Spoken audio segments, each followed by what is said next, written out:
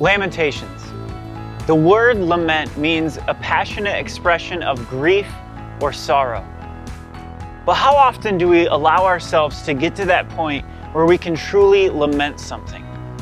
Especially as Christians, it's easy to put up this facade and say everything's okay, even in the darkest of times.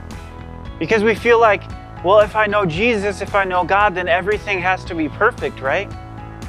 Well, God has the book of Lamentations in the scriptures to show us that it's okay to be human.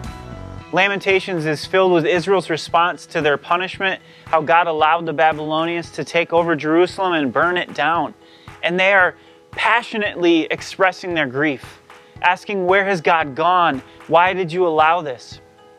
But all the while knowing that it was because of their sin. An amazing thing happens in the middle of Lamentations in chapter 3. It shifts from lament to saying, but your mercies are new every morning. Great is your faithfulness. How can they say that in the midst of lament? Because they rest in the assurance that God was faithful and He will continue to be faithful. Even Jesus Christ, who we're supposed to be like as Christians, laments. He goes before His Father and He says, take this burden from me. On the cross, He says, my God, why have you forsaken me?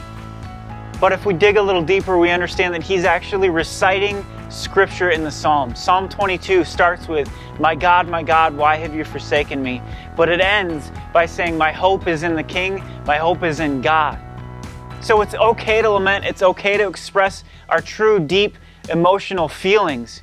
But make sure that we're resting in the hope of God, that He will rescue us, that He has a way out for us through His Son, Jesus Christ.